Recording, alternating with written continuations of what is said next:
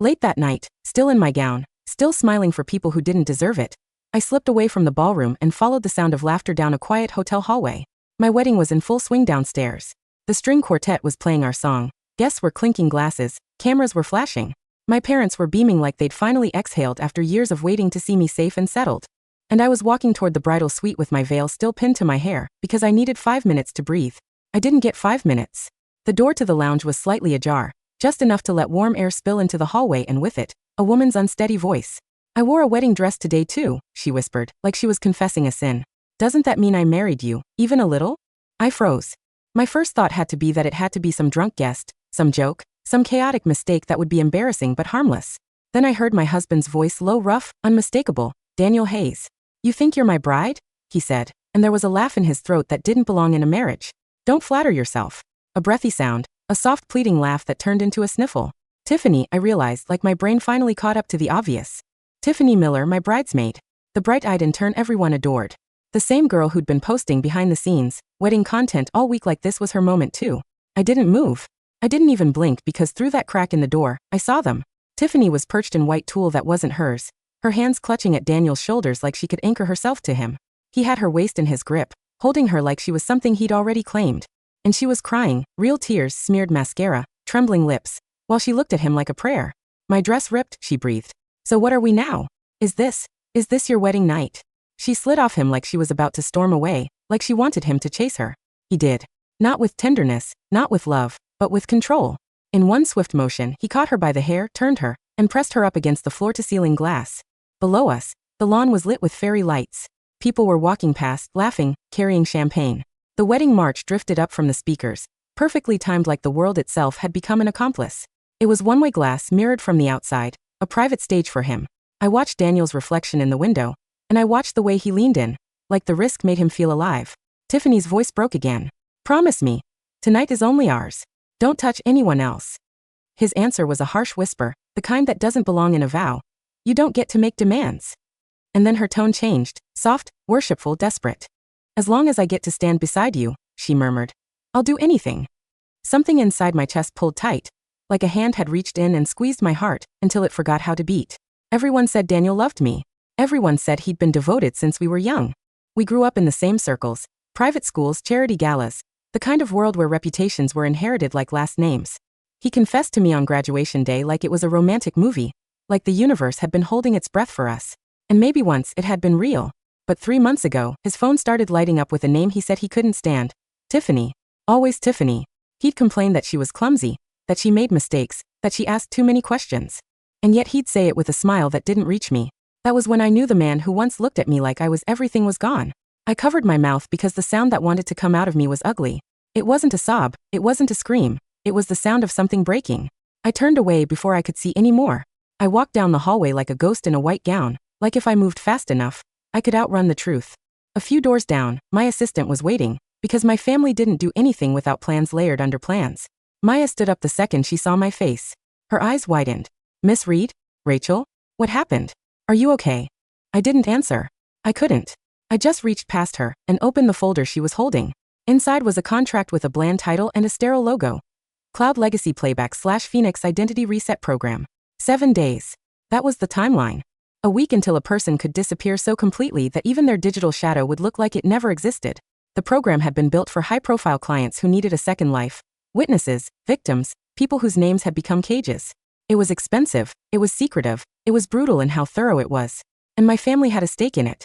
Maya's hands trembled as she tried to keep her voice steady. "You told me this was just a contingency. If we initiate it, you can't come back. You'll be legally dead.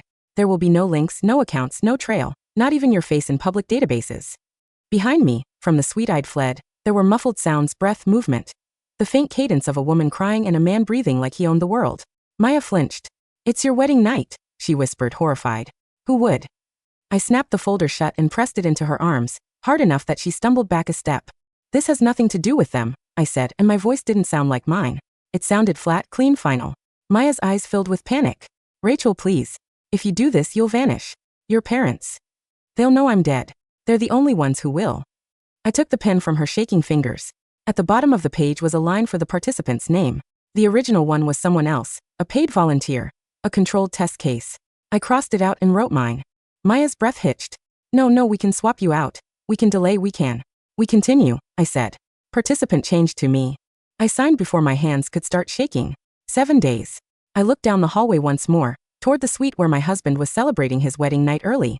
Daniel Hayes. I thought, so cold it almost felt peaceful. You'll search heaven and hell. You will never find me. Maya tried one last time, her voice breaking. Are you sure? I stared at the door like it was a grave. I decided, I said, a long time ago. I walked back downstairs with my veil still pinned in place, and my smile reattached like it was part of the dress. I stood beside Daniel at the altar. I let him take my hand. I let him whisper, I love you, into my hair while his collar still hid the faint evidence of someone else's mouth. I said my vows like an actress in a role she'd outgrown. When the night ended and we were finally alone, he reached for me with the lazy entitlement of a man who thought he'd won. I stepped back. I'm not feeling well, I said softly. It's that time of month. I'm exhausted. He frowned, just for a second, then smoothed it away and played the perfect husband. Of course, he said, and brought me a warm drink like he was nurturing me. Rest. You've done so much. We lay in bed back to back while his phone buzzed once, twice, 3 times. Each time he turned his face toward the glow and then flipped it over like he was swatting a fly. I stared at the ceiling and counted down. 6 days. The next morning I saw the post. It was on Instagram first, one of those soft aesthetic accounts that pretends everything is accidental and candid. The caption was simple, playful, poisonous. Wore a wedding dress to your wedding. Doesn't that mean I married you too? No full shots, no wide angles, just details. My floral wall. The exact blush pink roses I had handpicked. The candle arrangement I argued about with a planner for 2 weeks. The stage design I sketched on a napkin at midnight because I wanted the lighting to hit just right. It wasn't a spontaneous joke, it was a message. I watched it over and over until my eyes felt dry, until my brain started cataloging each detail like evidence in a case. Daniel came up behind me and slid his arms around my waist like we were in a commercial. What are you thinking about? He murmured. Then he clasped something around my neck, a necklace. It was from a brand I liked. Expensive, recognizable. The kind of thing a husband could wave around as proof of devotion. But it wasn't my style. Not my taste. Not what I'd ever shown him. It looked like a last-minute panic purchase, like he'd walked into a boutique and said, give me something she'll accept. Do you like it? He asked. Before I could answer, his phone rang. He didn't even bother hiding his reaction. His smile lifted, small, private, genuine. He dropped the clasp mid-fastening. The necklace clinked onto the dresser like a discarded apology. Something came up at the company, he said quickly. I need to handle it. He didn't even answer the call. He just left. I watched him in the mirror as he grabbed his keys. His reflection looked happy, like he was headed somewhere he wanted to be. Daniel had always known I wouldn't interfere with his work. He trained me into being understanding, into being supportive. He used my patience as a hiding place. 5 minutes later, I grabbed my purse and followed him. He didn't drive toward the office. He drove the opposite direction, toward a mall with a private underground garage. I parked far enough away to watch. He was already there, arms wrapped around Tiffany while she dabbed at her eyes like she was the injured party. Then he pulled a small gift box from his pocket. Same brand. I knew because my eyes were sharp and because I'd once stood at that counter pointing at a specific necklace, sending him photos, telling him, this one. I love this one. He opened the box. It was exactly the necklace I'd wanted. I watched him lift Tiffany's hair and fumble with the clasp behind her neck. She giggled and swatted his hands. You're so clumsy. You can't even put it on. He smiled like an idiot in love. I've never put a necklace on a woman before, he said, and there was pride in his voice. You're the only one. Then she kissed him, quick, triumphant. He muttered something under his breath, half annoyed, half delighted, like she was a temptation he wanted to blame for his choices. They pressed closer, and for a second it looked like they'd forget they were in a public garage. Then Tiffany pulled back, pouting. My movie's about to start, she said. I've waited forever to see it. Daniel leaned in again like he couldn't help himself. She tilted her head, smirking. Does your wife not satisfy you? His face tightened, like her mentioning me was a scratch on his ego. Don't bring her up, he snapped. Tiffany softened her voice immediately, the way women do when they know they're holding the leash. Fine, she purred. Then tell me, who tastes sweeter, me or her? He hesitated, the smallest pause, and Tiffany saw it. Her eyes glistened again as if she could summon tears on command. I cried all night after the wedding, she whispered. I didn't even dare call you. My eyes swelled up. Daniel's resistance folded like paper. He sighed and brushed her cheek like she was precious. You know I've been with Rachel for 5 years, he said. I had to marry her. Had to, like I was a contract, a duty, a burden. I don't feel anything for her anymore, he added, softer, indulgent. Last night I didn't touch her. I promised you. The air in my lungs turned bitter. So that was why he'd rolled away and said he was tired. Not because he was exhausted, but because he was keeping promises to someone else. I sat in my car until my hands stopped shaking. Then I went home and started packing. Not everything, just enough. A few clothes, my passport, the small things that actually mattered. Everything else, the decor I chose, the photos I framed, the home I built around a man, could rot in place. For days. That evening, a friend request popped up from an account I didn't recognize. No profile picture, no posts, just a message request. I have some photos. Do you want to see? I didn't respond. Another message came through minutes later, about Daniel. I waited 2 hours before accepting, because if I was going to disappear, I needed to act like a woman who still cared. I needed the world to believe my heartbreak. The program's playback video would only work if my final days looked authentic. The photos that arrived weren't explicit in the way movies are explicit. They were worse, intimate, humiliating, undeniable. Daniel's face, Daniel's expression, Daniel's body language that said he was nowhere near duty. The account sent one last line. He says you feel cold. Like you're not even there. I stared at my phone until it blurred. Then I did what a devastated wife would do. I slid down to the floor. I let my breath break. I covered my mouth with my hand and let the sound of grief leak out anyway. The tears came like they'd been waiting years for permission. I cried for 5 years of my life. I cried for the girl I used to be. The one who believed childhood devotion meant a lifetime. And when I finally stopped, my face was swollen and my eyes burned and I felt lighter. Daniel came home the next morning like nothing happened. He kissed my forehead as if he was blessing a pet. I'm sorry I was late, he said cheerfully. Work was insane. I slept at the office. I bought you those soup dumplings you love, but I have to run again. I nodded like a good wife. He looked almost disappointed. Your husband's working so hard, he said, leaning closer. Aren't you going to reward me? He tapped his cheek with one finger, playful. Every part of me wanted to recoil. I swallowed it down and kissed him, brief, polite, the way you'd kiss a relative at a holiday. There, I said softly. Now go. Don't be late. He left smiling, and as the door closed, my phone buzzed again with a message from the burner account. Do you know why he won't take you on a honeymoon? Because he doesn't want me to be sad. Every night you're alone, he comes to me. I didn't respond. I didn't have to, because I was already gone inside. 3 days. I ran into them in public on purpose the next afternoon. A high-end shopping district. A place Daniel liked because it made him feel like he belonged in the world my family had built. Daniel and Tiffany were walking side by side. Not touching, careful, controlled. But their distance was intimate, the kind you keep with someone you're used to. Daniel's face went tight when he saw me. Tiffany, on the other hand, lit up. Rachel, she exclaimed, rushing to my side and hooking her arm through mine like we were sisters. Oh my gosh, what a coincidence. Then, like she couldn't help herself, she reached across me and patted Daniel's chest. Daniel, why didn't you say Rachel was here? We could have all eaten together. Daniel looked like he wanted the floor to swallow him. Tiffany just needed help finding a job, he said quickly. I hired her at the company. It's nothing, just a placeholder role. Tiffany squeezed my arm tighter, sweet as syrup. Rachel, I'm so grateful, she gushed. My ex got so mad when I left him. Oh, I asked lightly, tilting my head. How mad? Daniel cut in too fast. Rachel, you were looking for me? I smiled at him like I didn't know what he'd done. Tomorrow's your mom's birthday, I said. I'm picking up a gift. Relief softened his eyes. He slipped easily into the role of the grateful husband. I can't believe I forgot, he said, laying it on thick. You're the best wife. If it wasn't for you, my mom would kill me. He insisted we shop together. Guilt made him generous. He bought his mother a gift, he bought me jewelry. He kept playing the devoted husband while Tiffany watched from the side with an expression she couldn't fully hide. So I performed too. I looped my arm through Daniel's. I kissed his cheek. I laughed at his jokes. I made Tiffany watch. When it was time to pay, Tiffany found an excuse and stormed off. Daniel immediately followed. His excuse was flimsy. My stomach. I'll be right back. You pick one more thing. I'll pay when I return. He left so quickly he didn't even notice his hair was damp when he came back. His breath was uneven, his collar sat wrong. He swiped his card and leaned closer. Why'd you pick such a small ring, he teased. Get something bigger. A sales associate beamed at me. Your husband is so generous, she said. I smiled like a woman who was winning. Inside I felt sick. When Daniel tried to pull me close, I stepped away smoothly. Your mom called me, I said. She wants me there early. You should head back to the office. Anything you say, he said warmly. My wife is the boss. He walked away. Minutes later, my phone buzzed with another message. A photo of Tiffany's neck, marked with proof Daniel had been too close. Under it. Bathroom was thrilling. People outside. He had to keep kissing me so I wouldn't make noise. He said the best part was knowing you were waiting in the parking garage. I shattered my phone against the concrete.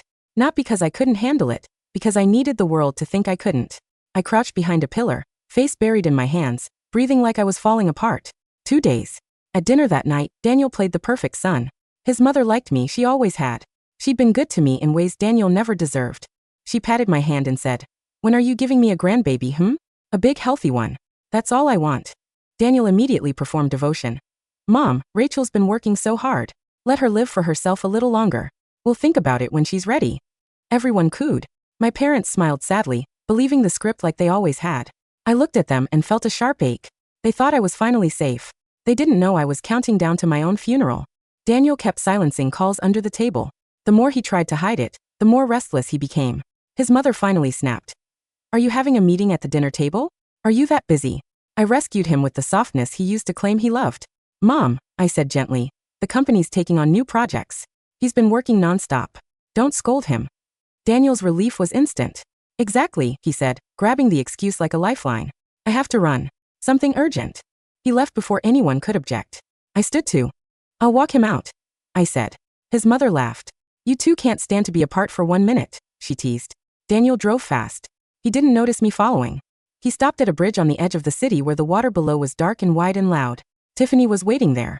She swung one leg over the barrier, as if she was posing for drama. You're 1 minute late, she shouted. I'll jump. Daniel rushed forward, furious and terrified at once. Are you out of your mind? Don't do this. Tiffany started crying again, shoulders shaking. Do you know why I want to disappear? Because you were with her. I'm jealous. I'm jealous until I can't breathe. I've been texting you, he started. You didn't answer fast enough, she sobbed. I thought you didn't want me anymore. Daniel's voice softened. Come down. We'll talk. She saw me then down the slope, half hidden by shadows, and her mouth curved triumphant. If you can't marry me, she called, eyes shining, then take me on a honeymoon. Just us, Daniel. Daniel hesitated. Work had always been his excuse with me. His career had always been the reason I should accept loneliness. Tiffany turned that excuse into a weapon. I want it now, she demanded. Tonight. If you don't, you can collect my body. My phone buzzed at the same moment. A text from Daniel, sweet and practiced. Honey, something came up. I have to travel for a few days. Take care of yourself. Eat well. I'll be back soon. I stared at it until I felt nothing. Daniel pulled Tiffany down from the barrier and grabbed her like he wanted to shake the madness out of her. Don't ever do that again, he snapped. Tiffany laughed through her tears. You can't live without me. She kissed him before he could protest. He didn't push her away. He lifted her instead, carried her toward the car like she was the bride and I was the inconvenience. As they walked, Tiffany looked back at me over Daniel's shoulder and flashed a cheerful little peace sign, like she'd won. 4 days had become 3. 3 became 2. Now it was 1. I went home, burned every photo I had of Daniel, and left the house we called ours like I was walking out of a life that had already ended. And still, the burner account kept sending messages, long smug paragraphs full of details meant to poison me. He wants me to have his baby. He says you're boring. He says it's different with me. I read them and put my phone away like they were weather reports. Then I went to Daniel's office. The receptionist's face went pale when she saw me. Mrs. Hayes, Daniel is out. I know, I said calmly. I'm just picking up a document for him. No one stopped me. I walked through the executive hall like I belonged there, because I did. Daniel's office looked normal at first. Our framed photo on his desk, the polished wood, the perfectly curated image of a loyal husband. Then I noticed something new, a second desk positioned close to his. Too close. That desk, I said, pointing. The young assistant stammered. That's the new executive assistant station. And her name? She swallowed. Tiffany Miller. I nodded. Good. Don't disturb Daniel. He's under pressure. The girl fled like she'd been spared. When the hallway emptied, I pressed my thumb to the biometric lock and opened the private rest area Daniel had built behind his office. The room hit me like a slap. The sheets were rumpled. The air smelled like perfume I'd never worn. The bedding, pink, lacy, the exact style Daniel used to mock when I suggested anything soft. He'd insisted our home had to look minimal, mature, high-end. In here, he'd created a different world. The closet was full of lingerie and satin robes. The shower shelf was crowded with feminine products and a sweet strawberry body wash. On the nightstand was a photo of Daniel and Tiffany smiling together, close enough to make the lie laughable. And beside it, a notebook. A diary. I flipped it open and saw pages filled with giddy handwriting. Every date, every rendezvous, every stolen moment described like a romance, including the moments I was never supposed to know about. I didn't scream. I didn't cry. I destroyed the room. Not because I thought it would fix anything, because I needed to feel something other than numb. When I walked back out, the employees watched me with that awkward, pitying silence people save for disasters they don't want to be involved in. I went to the women's restroom because it was where secrets always lived. 2 women were whispering near the sinks. I feel bad for Mrs. Hayes, one murmured. Tiffany's basically wearing the crown already. Don't feel too bad, another replied. She's rich, she'll be fine. Tiffany's the one who's shameless. She acts like she's the boss. She got a cleaning lady fired because her cup got bumped. And in meetings, the first said she'll text Daniel something like, "Honey, seafood tonight?" Right when his screen is mirrored, like she wants everyone to see. I stood in the stall and closed my eyes. Then I took out my phone and called the program director. "If I'm going to disappear," I said evenly, "I want it to be complete." There was a pause. "Meaning?" "I need one more piece," I said. "Something that makes the story irreversible." 2 days. The next morning, Daniel showed up at the small apartment I used to live in before marriage. My old place. The one he knew about. He looked frantic. For the first time, his confidence cracked. "Rachel," he said, pushing inside like he still had rights. "What is this? You moved out and you didn't answer my calls. You know our rule. No matter what happens, we answer. I thought something happened to you." He held up a bag. "I bought you chocolates in Japan. The ones girls love." "Who told you?" I asked softly. He blinked, caught. "The clerk," he said quickly. "Look, why are you doing this? Are you angry about something silly?" "Silly." I pulled out my phone and showed him a photo someone had taken. Daniel and Tiffany eating ice cream together like they were on a date. His arm too close, his smile too real. His face changed instantly. "Rachel, listen." He scrambled for a lie. "She's my assistant," he blurted. "She worked on the project. That photo is just an angle. We were standing close by accident." "By accident," I repeated. Then I pulled up Tiffany's post. The wedding post. The caption. The details. Daniel's jaw tightened. "You left because of this?" he demanded, turning it around like I was irrational. "You don't trust me? After everything?" I stared at him and felt something almost like amusement. I slapped him. Not hard enough to injure. Hard enough to wake the truth. "You ever think a wedding with 3 people is too crowded?" I asked quietly. "If you loved her so much, why didn't you marry her?" Daniel's eyes flashed with anger and panic. "Rachel, I admit it. Years ago in college, Tiffany and I," he forced out a tiny truth, as if it would distract me from the larger one. "It was 1 month. It meant nothing. Now she's just a colleague. You're being dramatic." I walked to the door and opened it. "Daniel," I said calmly, "look at your office." His face drained as if his mind had already pictured it. "We're done," I said. "We're divorcing." He lunged forward. "No, Rachel, no." His voice cracked. He begged, he promised, he swore he'd fire her, he swore he'd change. I shut the door in his face and left him outside long enough for his pride to finally drag him away. An hour later, the knock came again. This time it was Tiffany. "I know you're in there," she called, sing-song sweet. "Let's talk." I opened the door because I needed the next scene for the story I was building. Tiffany stood there perfectly composed. She looked almost pleased. "I sent Daniel to get me dinner," she said casually. "Did you think him coming here meant he regretted it? He didn't. You kicked him out, so he went right back to me. Honestly, I should thank you." "You're here to gloat," I said. She smiled. "No, I'm here as a woman," she said, as if that made cruelty noble. "I'm here to tell you to stop." Then she pulled something from her purse and held it up. A diamond ring. Not a cheap one. The kind of ring a man buys once in his life, if he buys it at all. "He ordered it for me," she said softly. "Today. He engraved my name inside. He says I'm the one he wants." I stared at it without flinching. Tiffany's smile twitched. "He doesn't want your child," she added quickly, desperate to find the knife that would cut deepest. "That's why he always protected himself with you. But with me." She patted her stomach, eyes shining with malice. "We've been together for months. Want to guess if I'm pregnant?" "Get out," I said flatly. She stepped closer. "You don't deserve the Mrs. Hayes name," she hissed. "You're just squatting in my life." She shoved me, and I let myself fall, hard, because the program needed proof. She struck at me in a frenzy, like she'd been waiting years to take her jealousy out on my body. I fought back just enough to make it believable, just enough to leave marks and pull strands of her hair loose, so she couldn't claim innocence. Then she left, breathing hard, victorious. When the door clicked shut behind her, I looked down and saw the red spreading where it wasn't supposed to be. It looked real. That was the point. I called an ambulance myself. I told them where to take me, a partner hospital my family had already arranged. And by the end of the night, I had a document in my file that would haunt Daniel forever. A miscarriage report. I didn't call Daniel. I didn't need to. The next day he showed up anyway. He was in a crisp suit, hair messy like he'd been running his hands through it all night. He looked exhausted. The kind of exhaustion that comes from being pulled between 2 lies. "Rachel," he said, reaching for my arm. "Where were you?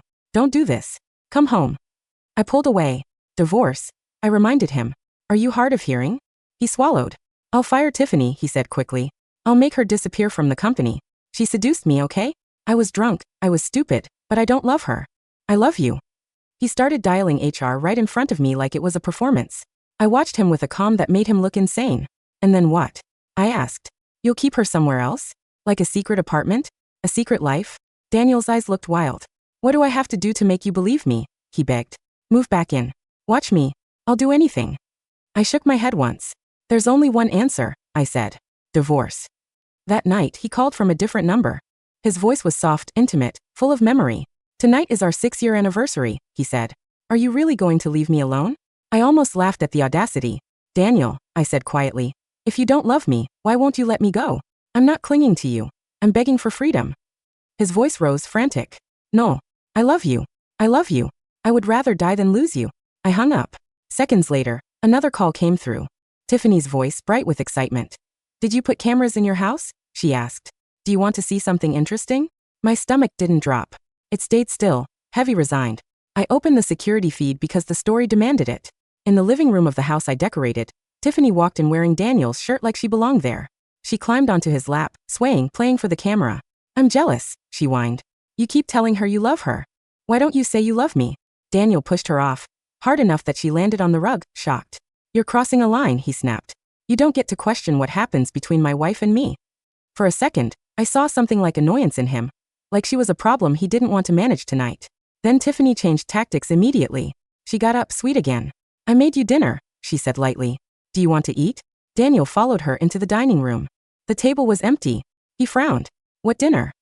Tiffany sat on the table itself, crossing her legs slowly, unbuttoning his shirt with deliberate ease. I'm dinner, she purred. Are you hungry or not? The camera caught Daniel's hesitation. 1 beat, 2, then he stepped forward like he'd been starving. I turned the screen off. Not because I couldn't stand it, because I had 1 day left. The next morning, my last day in this world, Tiffany showed up again, this time in public. A cafe midday. People around. A stage with witnesses. She sat across from me with her eyes glossy and her voice trembling. The perfect performance. Daniel said, because of the distance between you. She sniffed. I feel terrible. So? I asked. She blinked, thrown off by my lack of reaction. I just want you to know Daniel and I are only like brother and sister. I smiled. Really? I said softly. Do brothers and sisters write diaries like yours? Tiffany's face tightened. He fired me, she said quickly. I'll never interfere again. That has nothing to do with me, I replied. Suddenly she stood up and grabbed my hand, loud enough for nearby tables to hear. Rachel, she cried. What do you want from me? I'll kneel if I have to. And she started to drop. I didn't stop her. If she wanted to perform humiliation, she could do it properly. But before her knees even hit the floor, Daniel appeared right on cue. Rachel, he snapped. I did what you asked. I fired her. How far are you going to push this? Tiffany sobbed dramatically.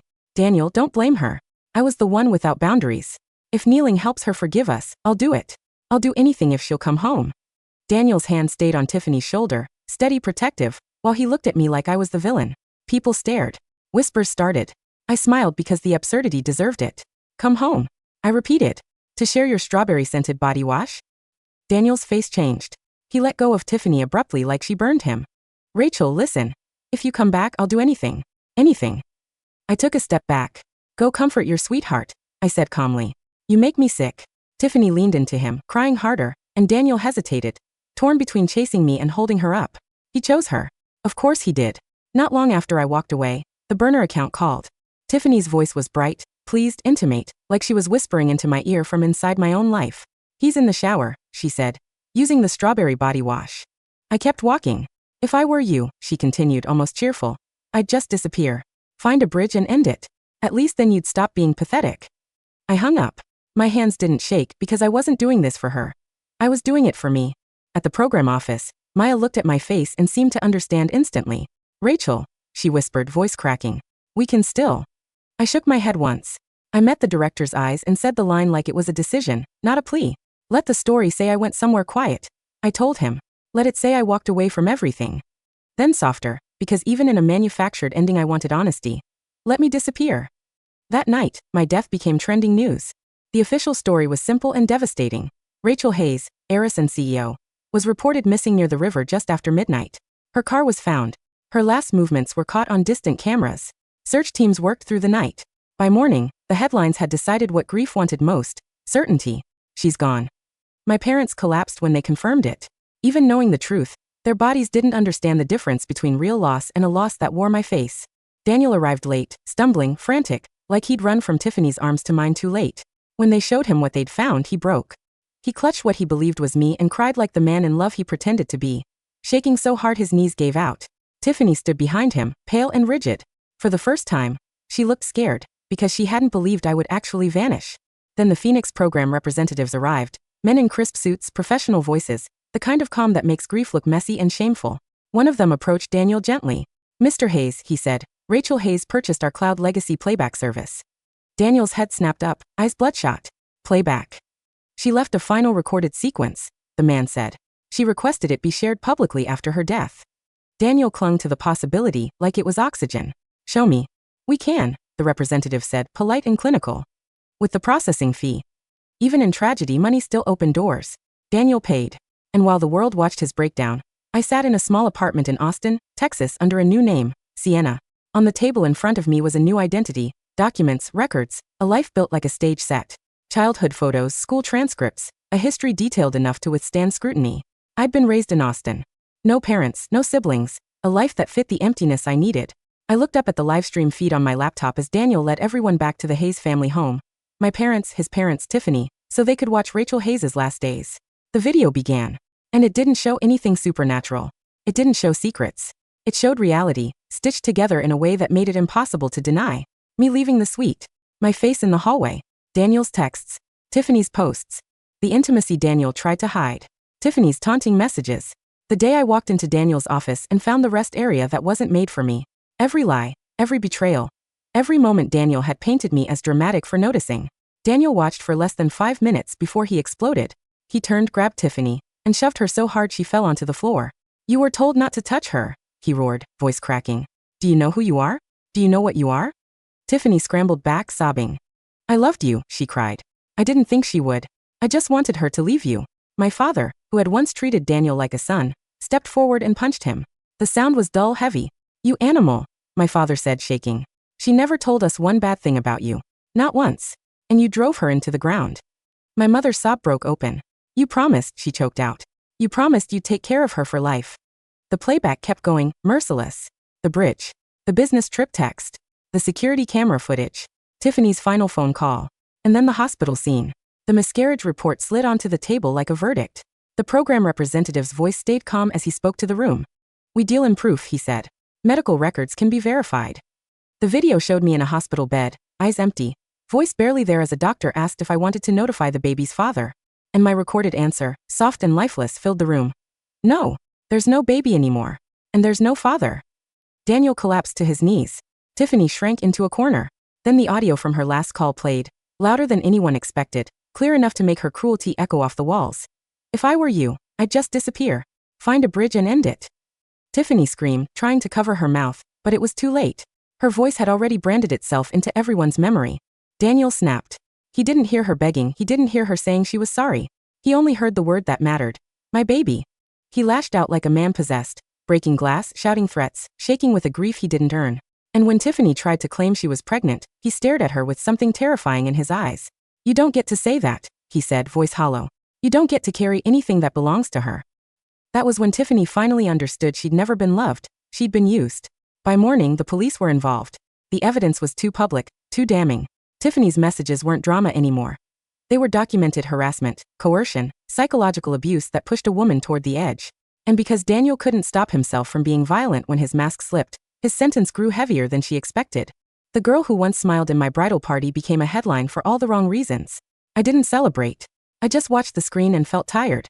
My parents severed every partnership Daniel's company had ever benefited from. Contracts were canceled, relationships were cut. Projects that had been handed to him through family connections were reclaimed. My father didn't have to shout to make it lethal. His voice was quiet when he said it.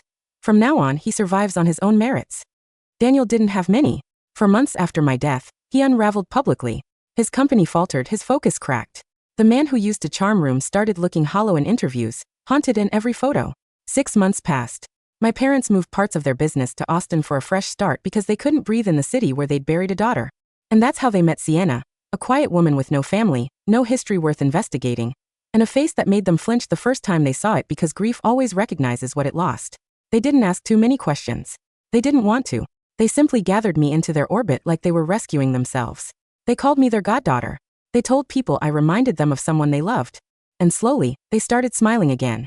Not because the pain vanished, but because love found a new place to land. I built a routine. I found a simple job. I lived in a small apartment that matched my new life. Quiet contained mine. One Friday after work, my coworker Mia grabbed my arm and grinned. "You're too boring," she announced. "Tonight I'm taking you out." "On my salary?" I laughed. "I spend half of it on coffee. I can't afford out it." "You can afford this," she said, dragging me along. "It's a new barbecue place." When we arrived, I realized the restaurant had a gimmick. The servers were college guys wearing aprons and not much else, cooking at your table. Mia practically clapped. "See? Culture," she said proudly. Our server looked painfully shy, cheeks red, eyes refusing to meet mine for too long. "Mia lindin, shameless. Don't be nervous," she teased. "We're here for the brisket." I tried to elbow her. "Stop," I hissed, laughing. "He's just working." Mia only got worse. She lightly squeezed his arm and looked at me like she was presenting a prize. "Sienna," she said loudly, "look at this. Do you like it?" I caught her hand gently. "Mia, be normal." The guy finally spoke, voice firm despite the blush. "Ma'am," he said to Mia. "Can you act like an adult?" Mia burst into laughter. "Oh my God," she groaned, turning to me with mock embarrassment. "Fine. He's my little brother, Noah." Noah shot her a look that said he would never forgive her. Mia leaned in and lowered her voice, gleeful. "He saw your picture and asked about you," she whispered. "He's been obsessed." "Is hier. Your brother is in college," I hissed back. "I'm older. You're insane." "He's grown," Mia shrugged. "And he likes what he likes." Noah stood beside the grill, eyes steady on me. "I don't need you to say yes," he said quietly. "I just want a chance to try." I told him no. I told him again the next week, and the next. He didn't argue. He just showed up, brought me home when it rained, walked me to my car when it was dark, remembered what I liked without making it feel like a transaction. It was unfamiliar. It was unsettling. It was kind. And then, because the universe loves to test boundaries, I saw Daniel again. It was New Year's week, 6 months after Rachel Hayes died. Daniel had been trying to get gifts into my parents' home for weeks. Expensive baskets, flowers, letters. My mother refused everything. One afternoon, I was in the garden watering plants when I sensed movement behind me. A man stumbled through the gate like he'd been running on desperation for months. Daniel. He looked thinner, older. His eyes were sunken. His suit hung on him like it belonged to someone else. He saw me and stopped so suddenly I thought he might collapse. "Rachel." He breathed. Then he rushed forward and grabbed me in a hug so tight it felt like panic. "You're alive, you are." I shoved him away and slapped him so hard his head turned. His hand flew to his cheek, stunned. I stared at him with disgust. "Who are you?"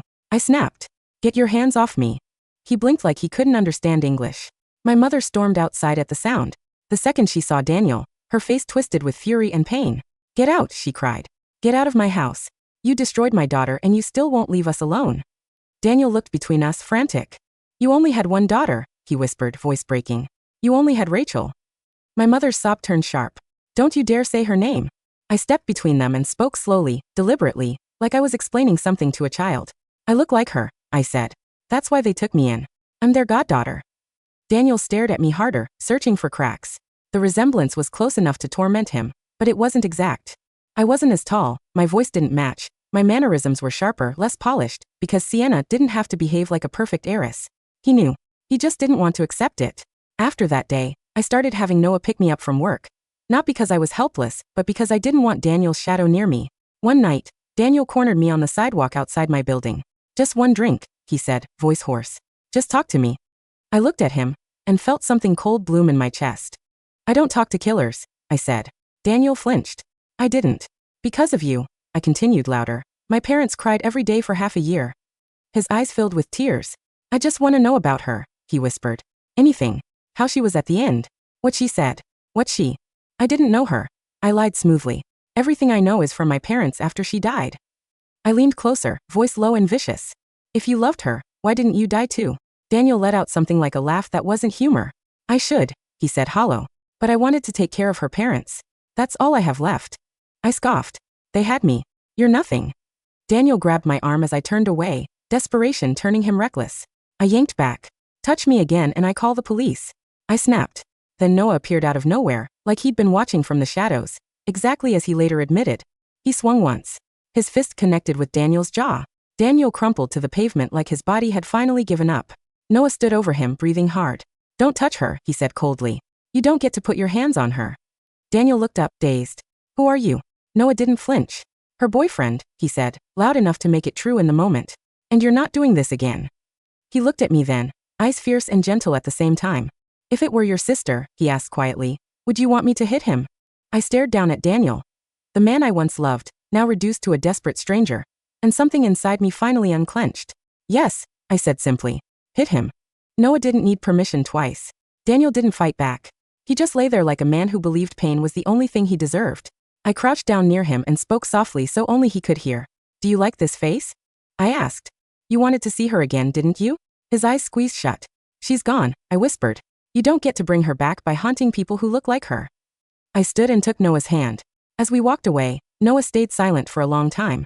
Then, when we reached my building, he pulled me into his arms like he was afraid I'd evaporate. I heard what happened, he murmured. From Mia, about your sister. The word sister almost broke me. I nodded, keeping my gaze on the dark street. She reached a breaking point. I said carefully. She loved him, he betrayed her, and the other woman made sure she never had peace. Noah's arms tightened. Then let me give you peace, he said simply. I wanted to refuse. I should have. Sienna was supposed to stay alone, safe, unattached, quiet. But Noah wasn't asking for vows. He wasn't demanding forever. He wasn't trying to own me. He was just offering a chance. I'm not good at this, I admitted, voice small. I grew up without family. I'm missing pieces people expect you to have. Noah nodded like he'd already accepted every flaw I tried to hand him. Then I'll be patient, he said.